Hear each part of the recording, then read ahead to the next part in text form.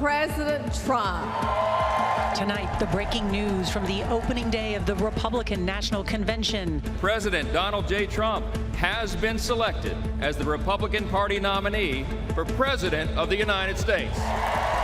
The highly anticipated announcement of a running mate who is J.D. Vance. How he went from calling Donald Trump cultural heroine to his pick for vice president. I think he's lived the epitome of the American dream. There he is. Plus, the new video of people at the Trump rally Saturday warning police of a man with a gun. And case dismissed. The surprise news about the classified documents charges. A special edition of the CBS Evening News from Milwaukee starts now.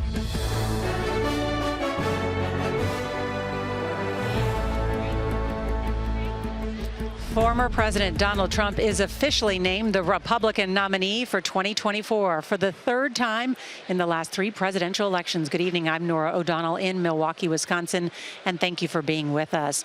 The former president making big news on this first day of the Republican National Convention, just days after surviving an assassination attempt. The attack on Trump has changed the storyline and the tone of this convention, with the former president calling for unity. And a major decision today, Trump selecting Ohio Senator J.D. Vance as his running mate. The 39-year-old firebrand was once one of Trump's most outspoken critics, but he has become a loyal supporter. And we're also learning about new details in the investigation into the attempted assassination of Donald Trump, what the gunman was doing just hours before taking aim during that rally. We have team coverage tonight, and CBS's Robert Costa will start us off from right here at the convention. Good evening, Robert. Good evening, Nora. Republicans here in Milwaukee rattled about that assassination attempt of former President Donald Trump, but a burst of excitement today. Trump secured the nomination. He averted a legal challenge down in Florida, and he revealed his running mate. Former President Trump and fellow Republicans in Milwaukee were all smiles Monday.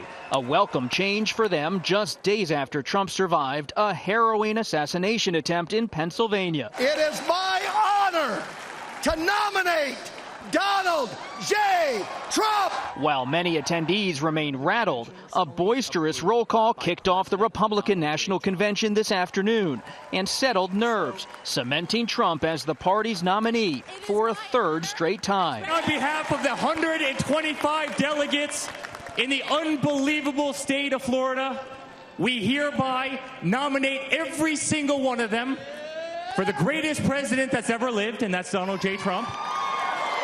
Trump also announced his running mate, naming first-term Ohio Senator J.D. Vance, a 39-year-old staunch Trump ally who was once an outspoken Trump critic before embracing his policies to help secure a Senate seat in 2022.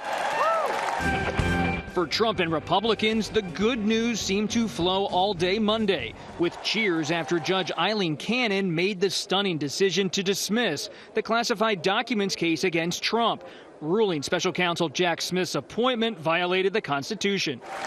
Top Republicans say these developments, coupled with the surge of goodwill for Trump in the wake of the assassination attempt, have left him in a strong position as the campaign heats up.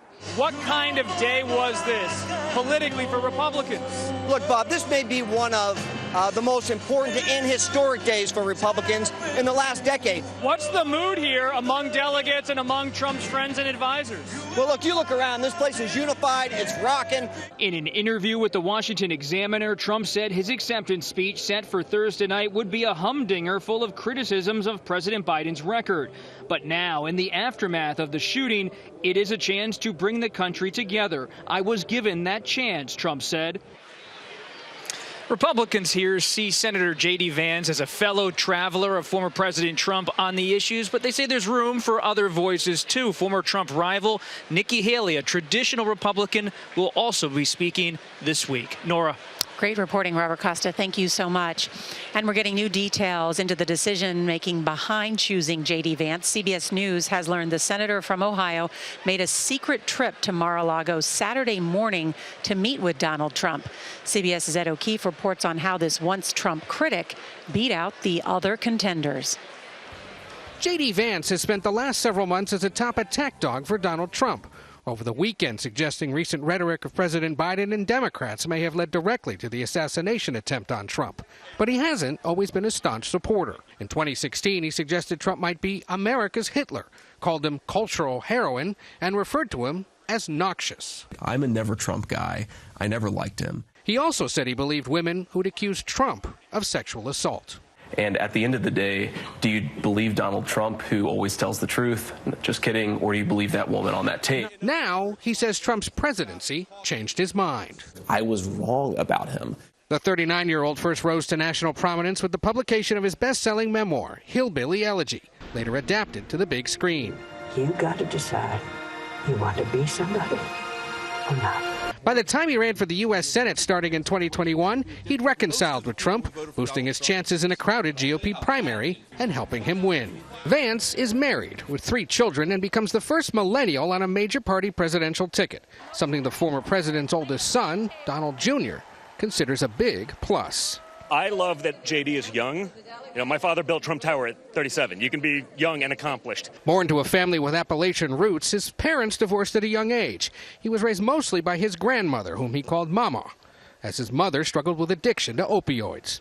After high school, he joined the Marines, served in the Iraq War, and later attended Ohio State University and Yale Law School. Vance spent the last 2 days mostly at his home, waiting for a decision. He left this morning for Milwaukee as the Buckeye State's junior senator. This afternoon, with only 20 minutes' notice, Trump named him his new partner. Down here on the convention floor, delegates already making adjustments, signaling they support the decision. Now, on the issues, as a senator, Vance is more conservative than Trump on abortion rights, believing there should only be exceptions if the life of the mother is at risk. And he signaled earlier this year he would do something that Mike Pence wouldn't back on January 6, 2021, allow challenges to the election results from 2020 in several states. Both of those issues sure to be seized on by the Biden campaign and Democrats in the coming days. Nora? Ed O'Keefe with that new information. Thank you so much. President Biden is already weighing in on Trump's vice presidential pick. He's a clone of Trump on the issues. A clone of Trump on the issues. So I don't see any difference. Well, for more on what the selection brings to the ticket, let's bring in Chief Washington Correspondent Major Garrett. Major, first of all, they're nearly 40 years apart in age, but how much does this pick essentially continue Trump's legacy? Think of this as MAGA 2.0, Nora. Not only is that a generational reference, the next generation of MAGA in America represented, now personified by J.D. Vance, the Ohio Republican senator, but it's a tech term. Why do I use a tech term? Because as someone who had an experience before politics and private equity, J.D. Vance has entree to that world through Peter Thiel, the founder of PayPal, one of the first outside investors in Facebook. So he's not only someone aligned with the tech industry generally, but that could be a conduit of fundraising for former President Trump in this campaign ahead. What does Donald Trump like about J.D. Vance? In Trump's words, he's come around. What does Trump mean when he says he's come around? What he means is J.D. Vance has been humbled by the MAGA movement. He was an opponent, didn't even vote for Trump in 2016, voted for the third-party candidate, Evan McMullin, and has said, the movement is larger than me. I've got to find a way to integrate myself. Once integrated, J.D. Vance is among the most rhetorically pugilistic defenders of the MAGA movement. Trump loves that, and he cannot wait, and those around Donald Trump cannot wait to a vice presidential debate between J.D. Vance and Kamala Harris. Also very close with former President Trump's son, Donald Jr., and Tucker Carlson. It's a family affair, and Donald Trump Jr. has won this battle. Major Garrett, thank you so much. The assassination attempt on the former president is on everyone's mind here in Milwaukee, and tonight CBS News has learned new details about the shooter. He went to a gun range near Pittsburgh in the days before the shooting, and just hours ahead of the rally, he bought a box of ammunition for his father's AR-style rifle. Still, there's no word on motive, even though investigators have cracked the gunman's cell phone.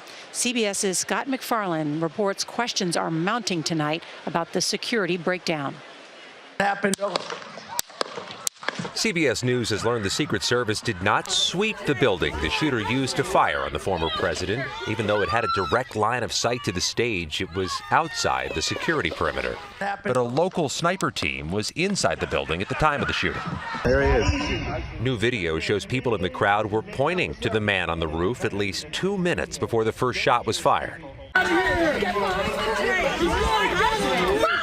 13 seconds before the shooter opens fire, people run away from the building. Former President Trump was on the stage a little more than 400 feet away, where two sets of sniper teams behind him point their rifles in the direction of the shooter, appearing to spot something before the first shot rings out.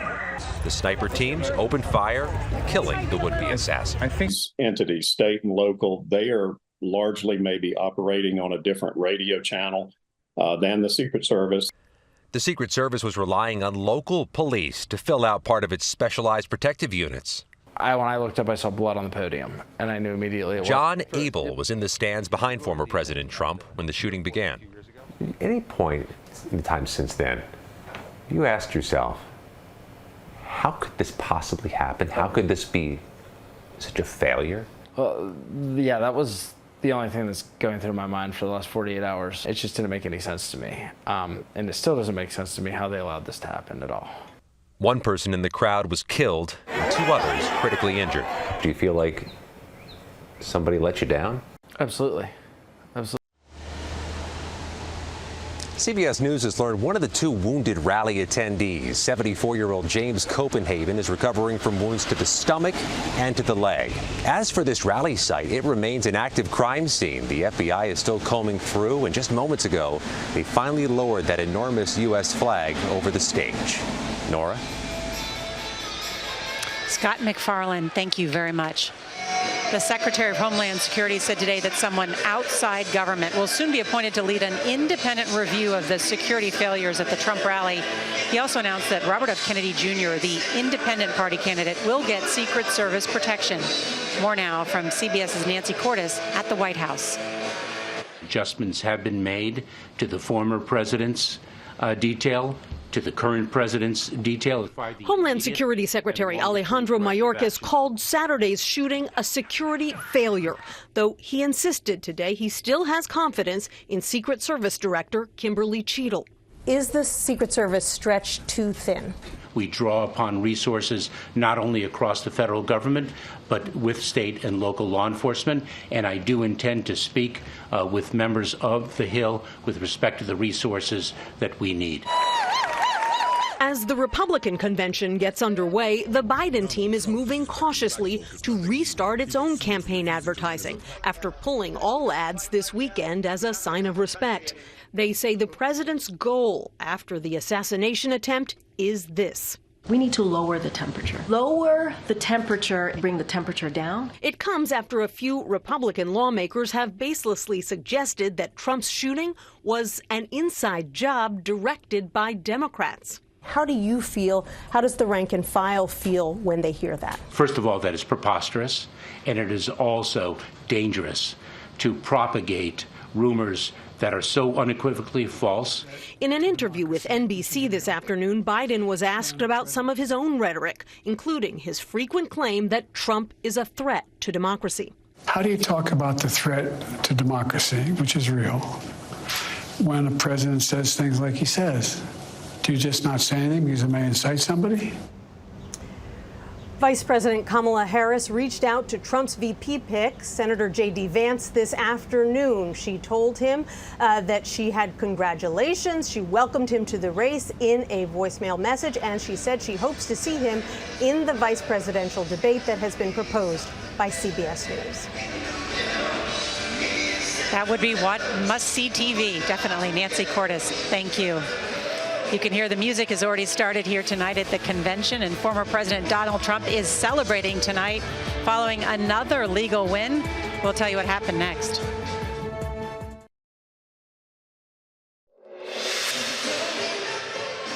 A federal judge in Florida tossed out the classified documents case against Donald Trump, agreeing with his lawyers that the appointment of the special counsel was unconstitutional. Tonight, special counsel Jack Smith's office said he will appeal. CBS's chief legal correspondent Jan Crawford explains. In her 93-page decision, Judge Eileen Cannon said the special counsel was not properly appointed under federal law, ending, for now, Jack Smith's prosecution of the former president for his handling of classified documents.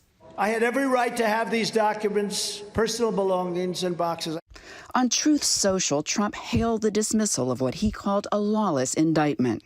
The decision largely tracks an opinion by Justice Clarence Thomas in this month's Supreme Court presidential immunity case, when he suggested Smith's appointment was unconstitutional. Cannon agreed because, among other reasons, she said Smith was an inferior officer prosecuting Trump, not a U.S. attorney or an official confirmed by the Senate. If the political branches wish to grant the Attorney General power to appoint Special Counsel Smith to investigate and prosecute this action with the full powers of a United States attorney, there is a valid means by which to do so. She's not saying that it's impossible to have a special counsel appointed. She's saying if you are going to do it, there are specific pathways that are permissible under the Constitution to do it. And the Justice Department just didn't take one of those pathways here. Now, this was widely seen as the strongest of the cases against Trump, though it was highly unlikely it was going to go to trial before the election in November. Now, those odds are about zero. Nora? Jan Crawford, thank you. Millions of Americans are dealing with extreme heat this week with record-breaking temperatures. We've got the forecast next.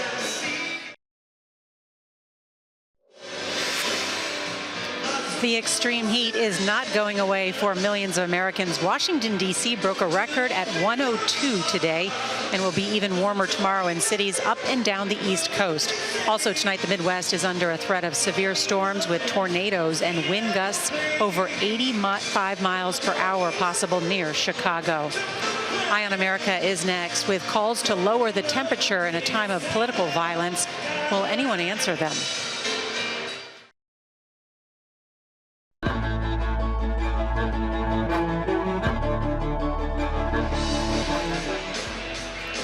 As we've been reporting, the Republican National Convention is unfolding as the country is still processing the attempt on Donald Trump's life. Party leaders here are calling for national unity, which would be a distinct change in tone. In tonight's Eye on America, CBS's Major Garrett assesses the possibility of lowering our red-hot rhetoric. As bullets pierced the air and Donald Trump pitched to the ground, America found itself on the precipice of political horror. Then came the predictable sprint to our partisan corners, the breathless and fact-free race to lay blame for the work of a deranged individual. President Biden sent the order, proclaimed a conservative Georgia congressman. A staffer for Mississippi Democrat Benny Thompson wished the shooter hadn't missed. By morning, though, as a dazed country groped for some alternate sounds and more was known about the shooter, words began to soften. House Majority Leader Steve Scalise. This hypercharged rhetoric just needs to be dialed down. Let's talk about our differences. We have big, big differences. Pennsylvania Governor Josh Shapiro. Political disagreements can never, ever be addressed through violence.